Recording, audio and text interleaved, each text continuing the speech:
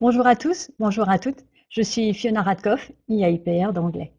J'ai une classe hétérogène, qu'est-ce que je peux faire? Donc, j'ai fait des webinaires assez longs sur la différenciation en classe chargée et la différenciation avec une enseignante qui est en collège REP+. Donc, je les mettrai sous la vidéo et vous pouvez aller les voir. J'ai également fait un webinaire sur l'évaluation que vous pouvez aller voir et que je vais lister en dessous.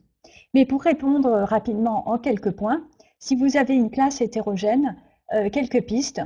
La première, c'est laisser les élèves choisir entre plusieurs niveaux. Quel que soit le niveau à laquelle vous enseignez, c'est toujours plus intéressant pour l'élève de choisir le niveau, même s'il a un niveau supérieur. S'il choisit un niveau plus facile, c'est peut-être parce qu'il en a besoin à ce moment-là. Et puis, une fois qu'il a réussi, s'il a fini avant les autres, vous pouvez donner le niveau supérieur. S'occuper des élèves les plus faibles. Donc en général, quand on a une classe hétérogène, souvent le professeur s'adresse à la classe et c'est les meilleurs qui répondent, tandis que les autres observent en silence. Donc je vous encourage à faire l'inverse, c'est-à-dire vous occuper des élèves qui sont les plus faibles, en donnant une activité, par exemple écrite, à un certain moment, de compréhension écrite ou d'expression écrite, et puis de vous asseoir à côté d'un élève ou de plusieurs élèves et de vous occuper de ces élèves-là. Autre piste, accepter plusieurs réponses pour pour une même question. Valoriser les structures et les idées. Donc toujours partir du principe que la manière dont vous allez considérer l'élève est la manière dont l'élève va être. Donc si vous pensez qu'il est négatif et qu'il ne va jamais réussir, eh bien il ne réussira pas.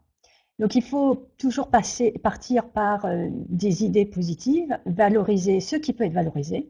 Ça ne veut pas dire faire des compliments, dire que c'est très bien alors que ce n'est pas très bien, mais essayer de trouver ce qui est bien dans les copies. Et si ce n'est pas nécessairement les structures, ça peut être une idée. Ça peut être la façon dont il a rédigé, l'orthographe, la ponctuation, le respect de certaines consignes, voir toujours les progrès à l'intérieur. Une autre piste, c'est donner le temps et non la tâche à faire. C'est-à-dire que souvent les professeurs ils vont dire voilà, vous devez écrire 5 phrases.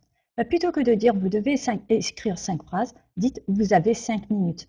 Et comme ça, tout le monde peut faire l'activité, mais chacun à son rythme. Vous pouvez également donner une tâche de base et ensuite vous donner des options en plus. Donc ça veut dire que vous allez dire par exemple faire trois réponses, trois questions, et puis vous en mettez plus, et puis ceux qui peuvent en faire plus, ils font plus. Et puis enfin, une dernière piste, c'est utiliser des échelles descriptives telles que vous trouverez dans le webinaire sur l'évaluation.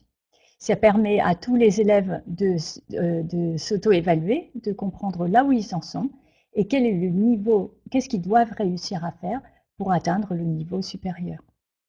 Voilà, donc quelques pistes pour arriver à mieux gérer une classe hétérogène. Je vous souhaite à tous et à toutes une excellente continuation en espérant que ces petites pistes développent chez vous encore plus, même si la plupart d'entre vous, vous l'avez déjà, la joie d'enseigner. Au revoir.